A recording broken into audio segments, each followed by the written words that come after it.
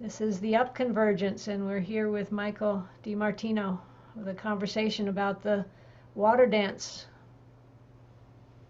Hi, Michael. Hello, Elizabeth. Thanks for you know turning all the knobs, pushing all the buttons, doing all the homework, and to help this connectivity happen. Excellent. Water always finds a way to connect with itself, doesn't it? Continuously. Can't do anything else. It wouldn't be water if it was not connecting to itself. Yeah, and in these time of Earth changes, every element is doing its job to help in the purification, let's say, of the human condition, so that we can all evolve to a higher level of understanding and honoring our connectivity and our relationship with these elements and with each other. Yeah, and coming back into balance, isn't Yeah, it's going to be painful for a lot of people, but definitely yes. it? So tell me about the So, water dance. well, I appreciate to have this time, and as many of you might have seen, we just showed the water dance video, and it was really well. Let's do this. Before we do that, let's just take a moment, close our eyes, and just kind of Hmm. get kind of become coherent and spiritually tune in. Of course, water has many different aspects, and everything from the biological and the scientific all the way through to the spiritual. So I'm going to invite you watching this video to just take a moment with your eyes closed, just to drop into the sound of water as we begin our short time together here.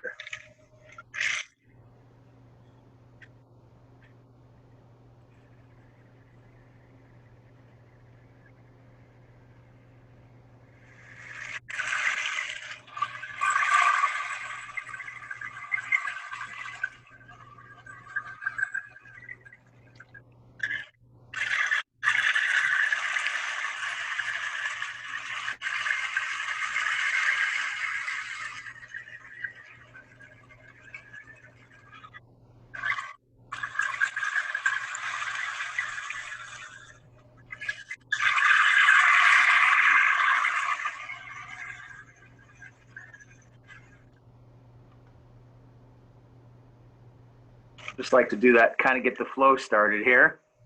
All Very right. good. Oh, so water dance.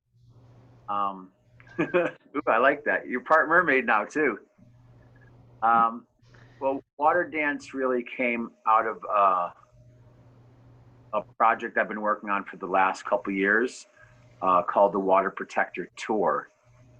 And when people hear the name Water Protector, of course, they instantly equate it potentially with Standing Rock, and how that verbiage was made more known to the mainstream. But it really goes back even more ancient than that, to the original, to the indigenous and aboriginal water protectors um, from many cultures all over the world.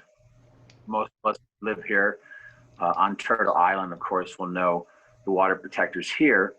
But all over the world, people have stewarded their resources for thousands of years successfully, and only over the last couple hundred years, with colonialization and industrialization, have we really started to um, damage, destroy that delicate balance between human beings and water.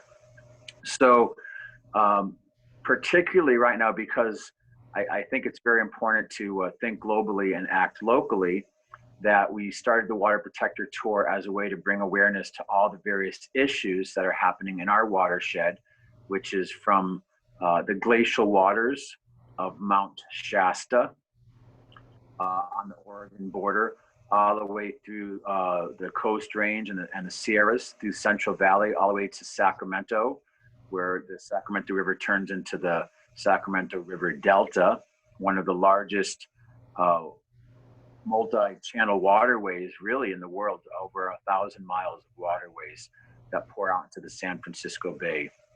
So we've been raising a lot of awareness about what water protection means. And of course, it means something slightly different for everybody, but we've tried to kind of encapsulate a unified strategy of protecting our water around things like environmental toxins, mismanagement, and all the various things that are actually really damaging water and destroying the delicate balance of human health and of wildlife and of our environment. So water science really grew out of the need to focus our efforts also on the spiritual aspects of water. So what does that mean to you? The How spiritual long do aspects. it runs deep? Runs. You know, we're gonna everything water. It runs deep like water, and of course, I love on the page we had the picture of the winking whale because, of course, the whale is the ancient record keeper who goes to the depths of the ocean and has a very special spiritual function. But as a musician, as an artist, or what I would say an artivist, an activist who's also an artist and trying to find creative ways to introduce solutions to people and also ways for people to unify. You know, we live in such a divisive time right now where everybody wants to and needs to have their voice be heard in a true holistic democracy. But in doing that, a lot of people are taking very polarized and oppositional. I'm for this, but you're for that. And so I felt it was really important, not only because water does primarily unify us and nourish, I felt it was important to find a way to distill down through a reverse osmosis, no, to distill down a spiritual expression of water and a way for people to relate to water. I am also an interfaith minister. I've spent years studying world religions and philosophy and psychology and metaphysics. So I have this fascination about how these systems reflect aspects of the human condition. So what we did is we looked towards many different cultures and traditions to find out symbols that they used for water, right? Or things like sign language, what was used in cultural dance, whether it be African or Polynesian, and to try to come up with a unifying, moving meditation that people could do as a spiritual practice to connect with water and its different attributes, but also to connect with each other. So we created a video, which we will again preceded and will end after this part of this discussion. People can actually learn it and do it and participate with the dance for water. But more importantly, too, is also a way that people can synchronize and align our prayers and our efforts towards helping to connect with the consciousness of water. Like if you're familiar with Dr. Emoto, that really, you know, the biology of life does reflect and interact and is symbiotic with our feelings and thoughts and our emotions.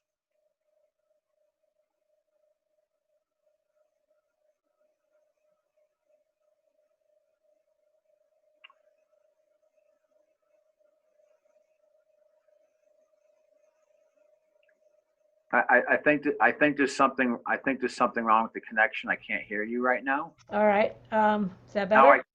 Now I can. Thank you. Okay. Tell me a little bit about your process. Sort of how long did it take? Did you work with other people? Was it just a vision that came and there it was, or did you piece it together? In terms of the movements that are in the video that we'll see again. Right. Well, actually, all the above. And just to rewind for a couple of years, on one of my journeys to Mount Shasta, where I was able to be at the headwaters, kind of standing in the headwaters, which if you've never been to is an incredible spot where, you know, water flows out from underneath of Mount Shasta from the glacial melt and begins its journey all the way to San Francisco Bay.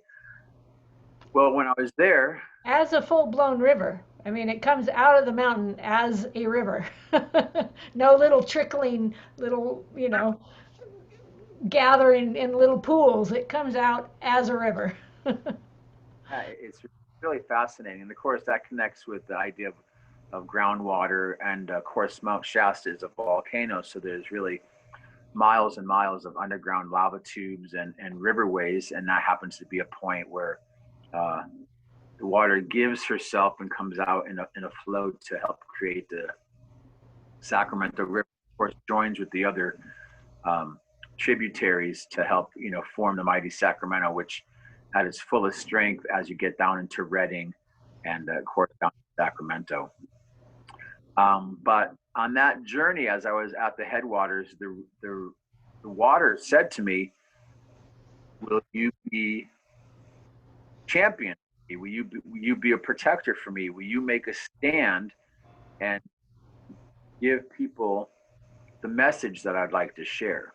And mind you, now I'm an interfaith minister. I don't drink. I'm not one who imbibes in you know substances that can greatly alter my conscience. So um, it really happened just through the simple nature of kind of dropping in what I would call more the divine feminine, the more receptive part of our spirituality. Typically in patriarchy, we want to control everything and we know everything and we operate from the mind, but we drop into a deeper state Yeah. of receptivity, what they call coherence. Amazing things can happen. We can actually see and hear things that aren't typically accessible. So the river asked me to help to initiate this water protector tour.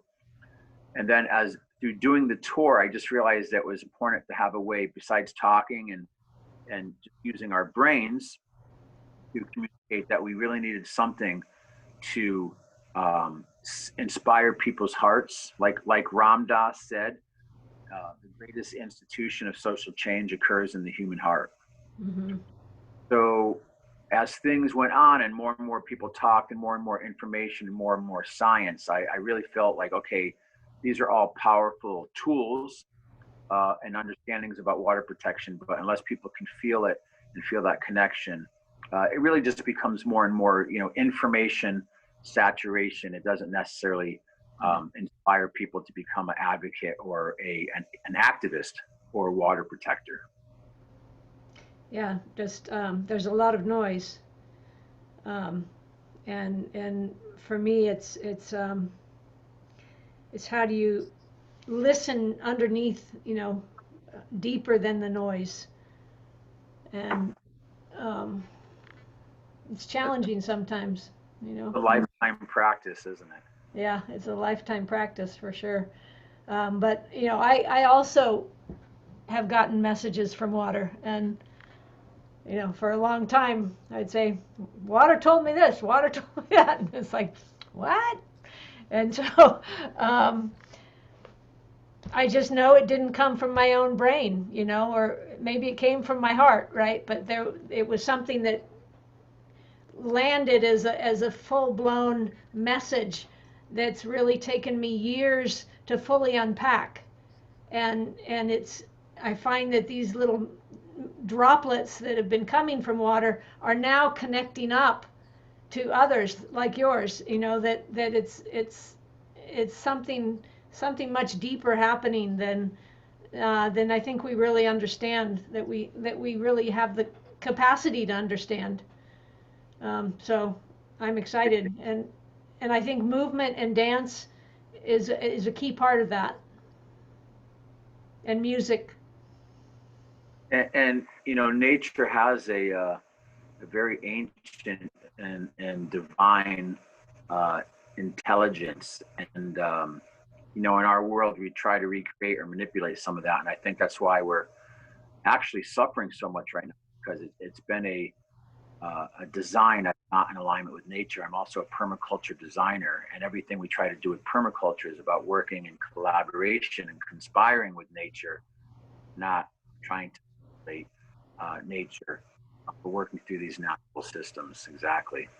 Yeah, and there's a certain I suppose arrogance of thinking that we're smarter, right? That we're smarter than nature, and how could that be? I mean, we're such a young species that how could we be smarter than an intelligence that has created creation for eons, for forever, and continues and will continue, long beyond us.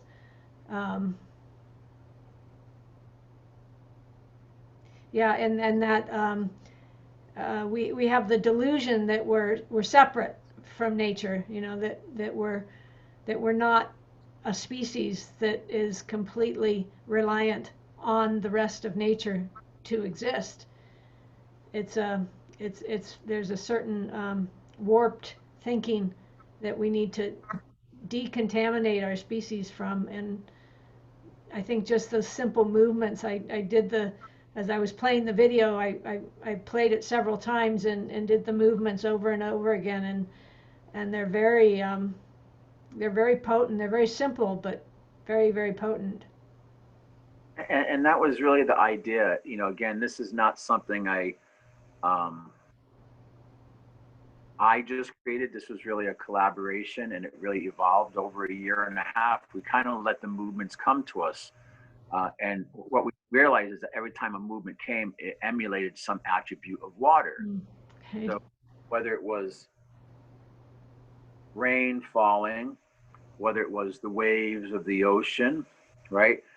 Whether it was giving from the water vessel, offering back to the water, because again, so much in nature, we take, and we never really sometimes, well, many people, not all of us, don't take time to acknowledge the element or even the process of how that came to us. Even with water, we turn on our tap, we get a glass of water, we drink it, that's it. People actually don't think about those droplets of water and the long journey that they make, and also how they've been processed to come to our tap. So there's been this very colonialized disconnection, because many of us, if we go back to our traditional cultures, whether it's Celtic, whether it's African, Middle Eastern, East Indian, South American, we all have some level of indigenous connection with our ancestral land and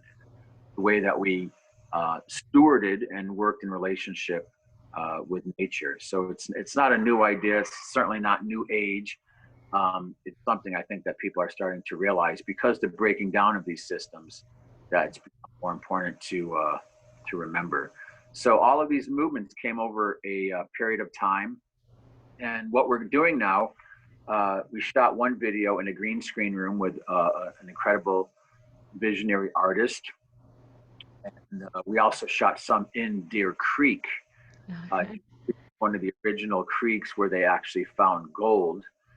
Which began the westward expansion. And at one point, more people lived in Nevada County than in San Francisco Bay Area, because everyone came here to get wealthy on the gold rush.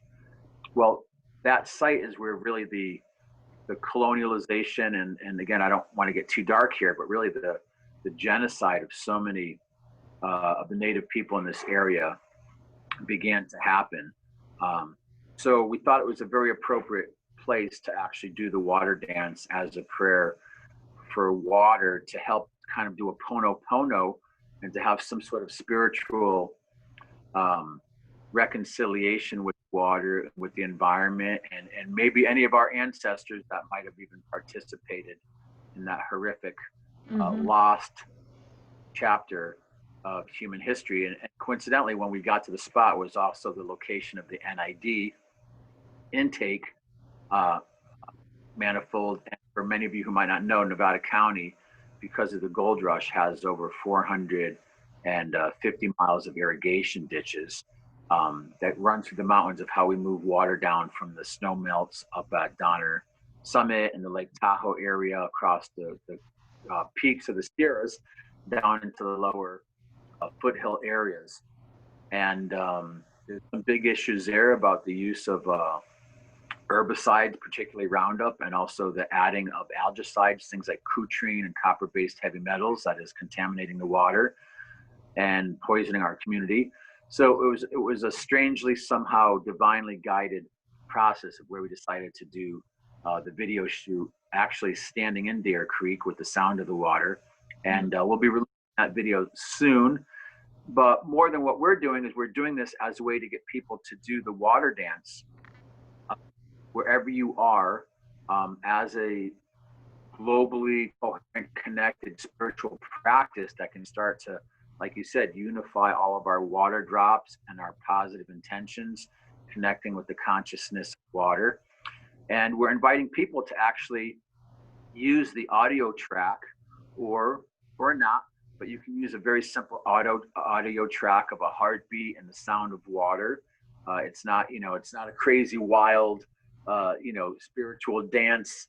Not a Kundalini dance. And we would love to get receiving people's videos of them doing the water dance all over the world, so we can aggregate all of these visual inspiring images, and people can do that through the Water Protector Tour at gmail.com. And next year for World Water Day, we're going to initiate the water dance we're going to invite people to do it at the same time all over the world, as we can, again, like you said, start to connect our little drops of water in our consciousnesses. Yeah. I know there's a couple of groups that already have water dances going on a global level.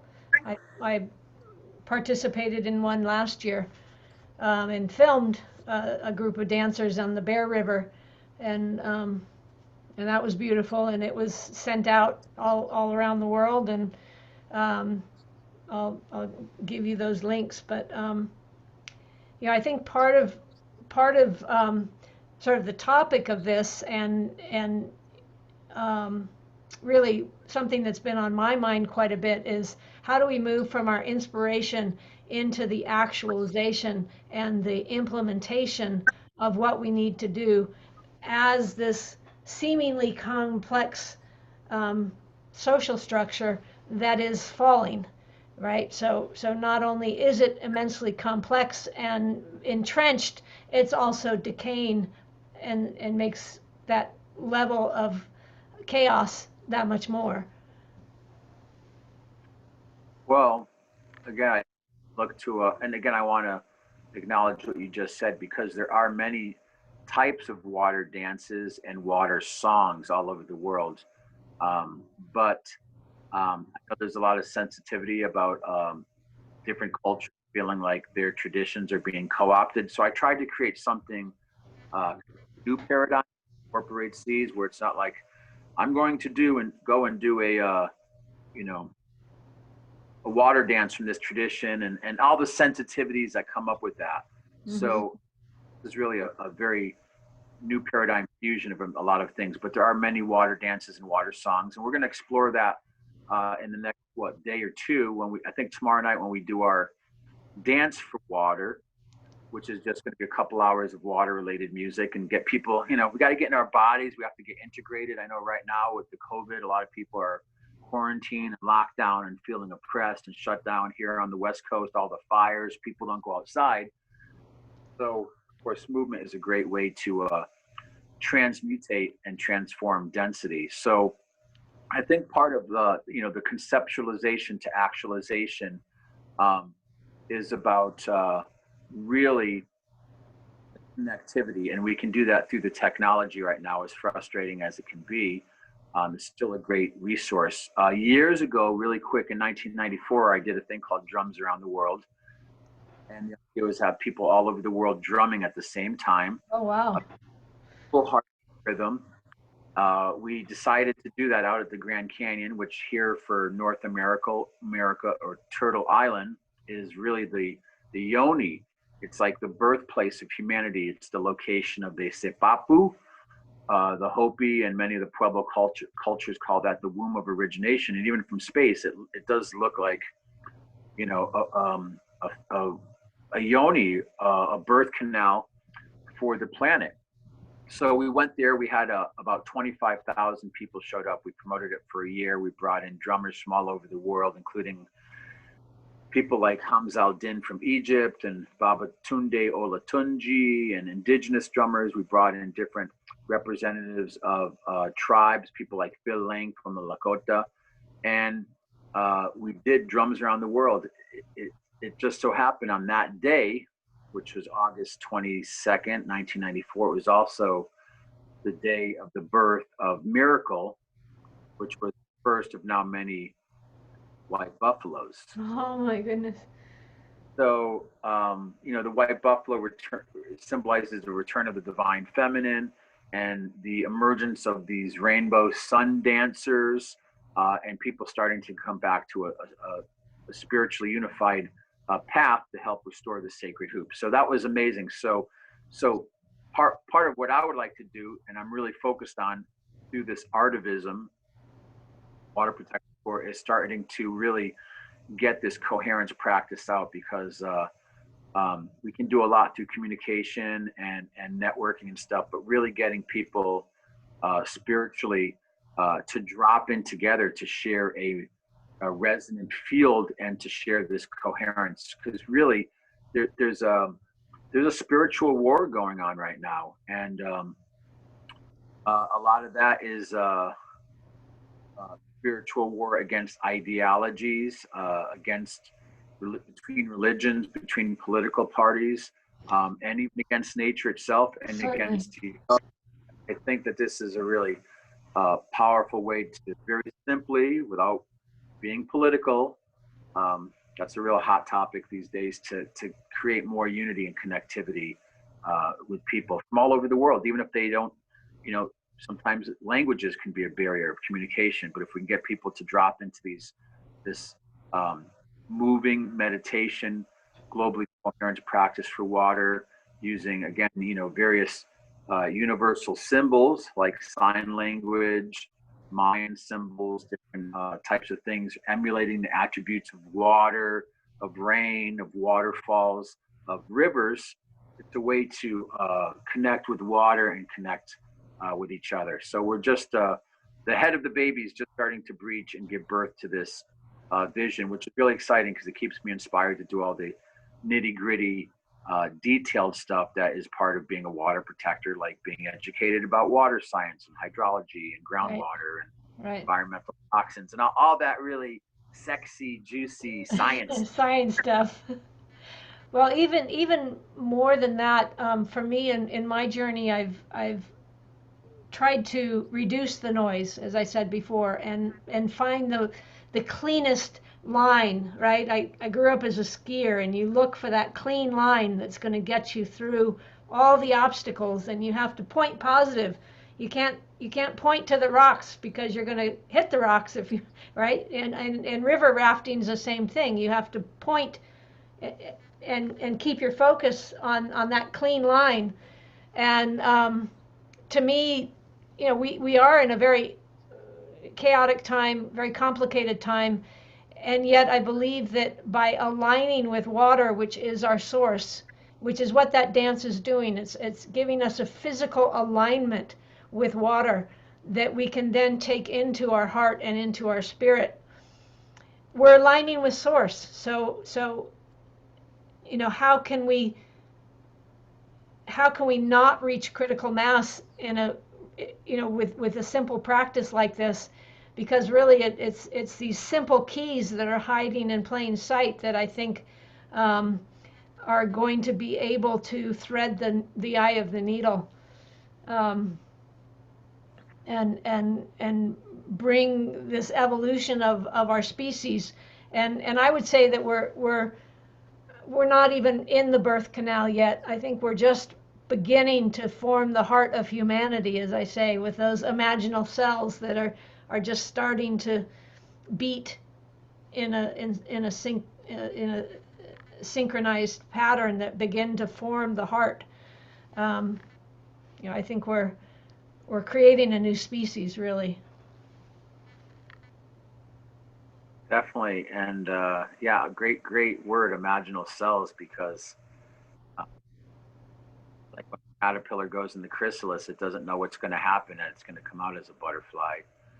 And that those actual cells, they molecularly change. And you're so right. We're going through a big um, transformation right now. Like the Hopi elders I worked with, they call it we're going from a time of koyanis katsi, a world out of balance, to a time of birth changes, of great purification.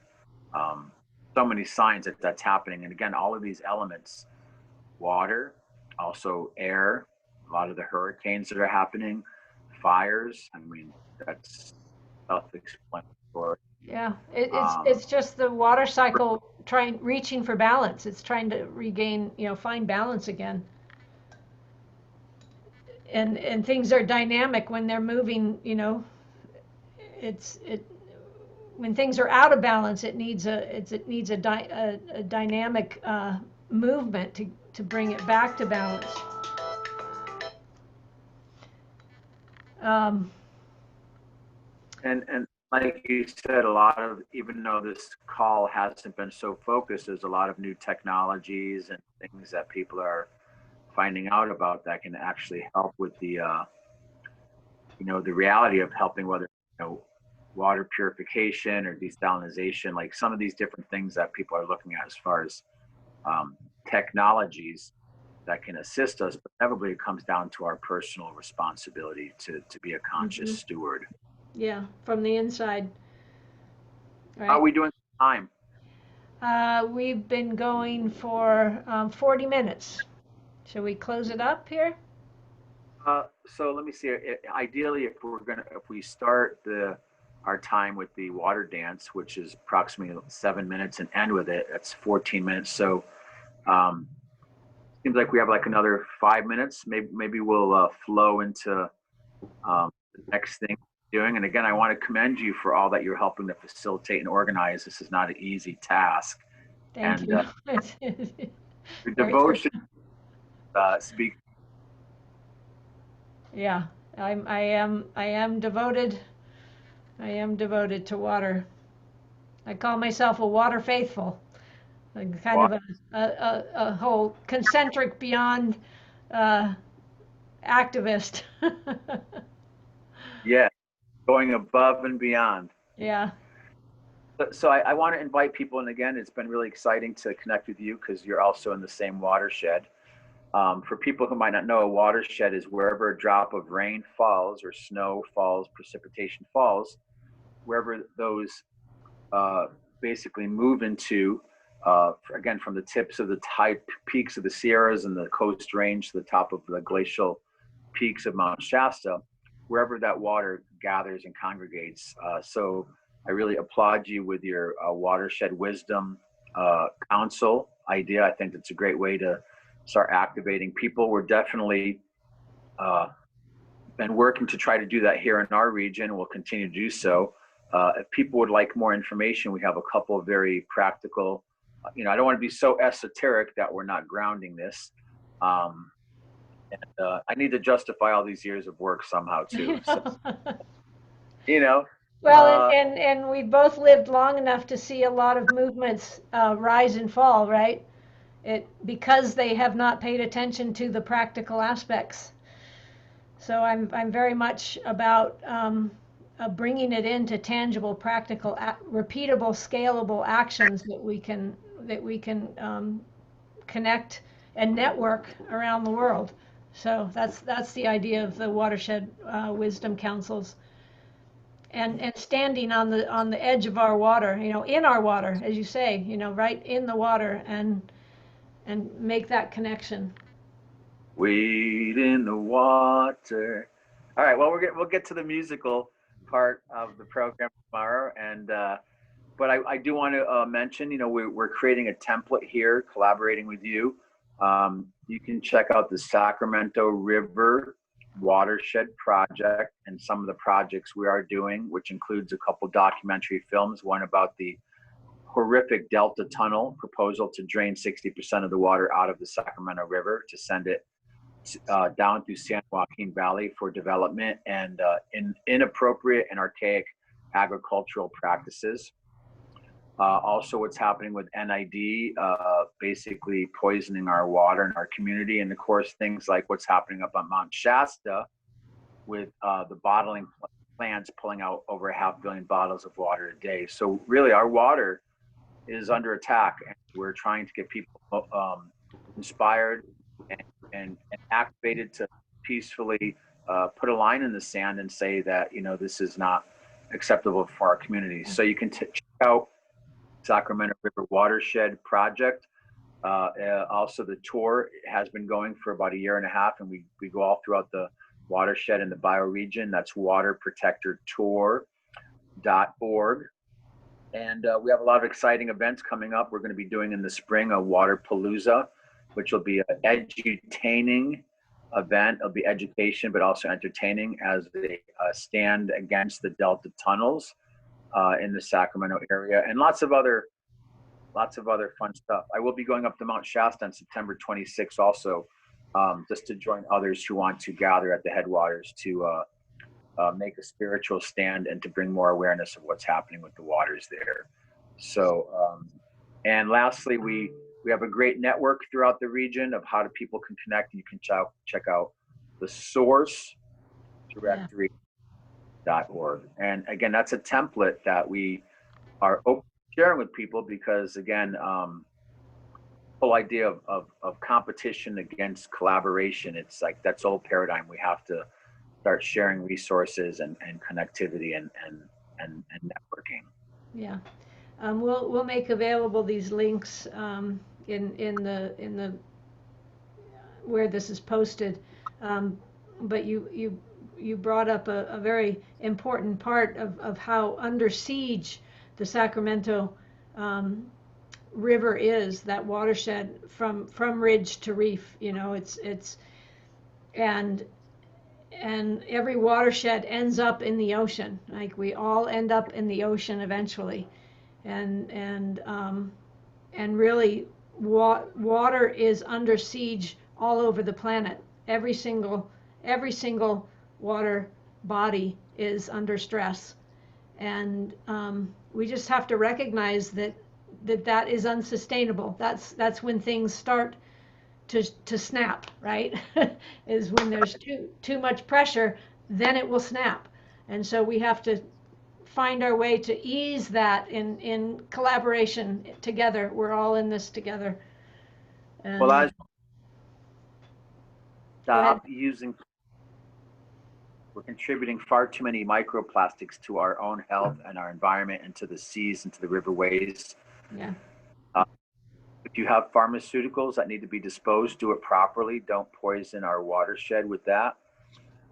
Stop using inorganic herbicides and pesticides, insecticides, because not only is it poisoning our water, but it's killing off our pollinators that actually are the ones that pollinate our food supply. So, not to be an alarmist, but this is really red alert on planet Earth. Like, wake up and it's not about being countercultural or being a granola person or a tree hugger.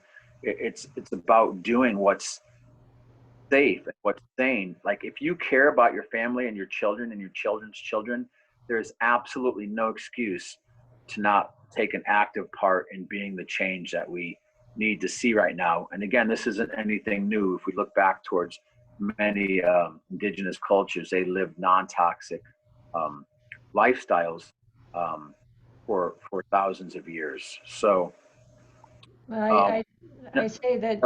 Go ahead, finish. Go ahead. I want to just close with a little musical meditation, Okay. kind of get us smart. But I please. Yeah, just to me, the term indigenous means that we remember, right? That we are all indigenous to earth. We are all indigenous to the water, and we have to start repairing our relationship with our water, because this is source, and it is our primary. I mean, it's our primary relationship, and we need to cherish water as if life depends on it, because it does, right? Watershed wisdom from Elizabeth, our water Swami Mommy. I'm the Yuba Mama. Go. All right, play us some. And if you're watching this, this upconvergence is just going to keep going. So, keep tuning in and keep coming back and finding more wisdom coming from all over the planet. It's pretty amazing. So. Really is. And again, thank you for your dedication and investing your sacred time and life force into such a great cause. And really appreciate and respect you. And Thank you. Yeah, and let's get her done.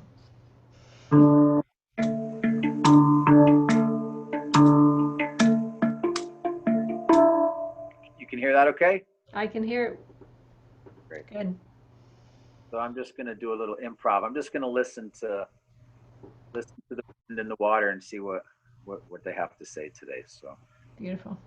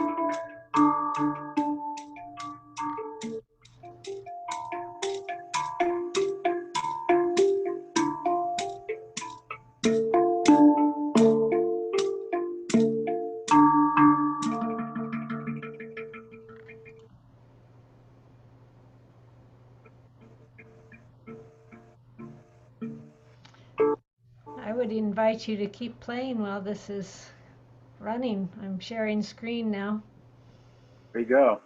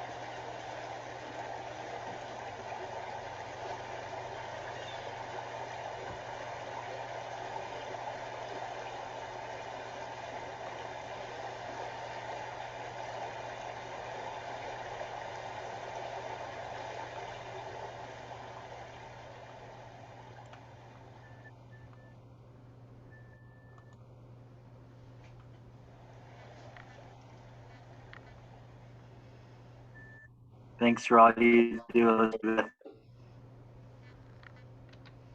Hang on. Here I go, singing low.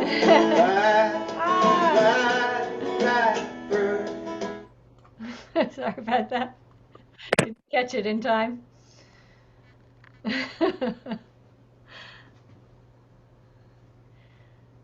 All right, thank you so much for all you do. I'm sure you can hear me, but I had to turn the volume down so I can find where that one's playing.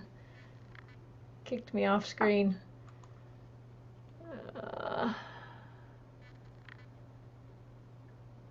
Anyway. Is that Earthstock? I think that was Earthstock. There, no. Oh, no. So I'm just going to close it out here. And thank you so much, Michael, for taking your sacred time to be with us. It's been an honor. It's been fun. We're going to keep the conversation going. Yeah, we're going to get into. We'll make this available and post it on the Watershed Wisdom Facebook page. So search Watershed Wisdom Councils, and you'll find us. Thank you so much.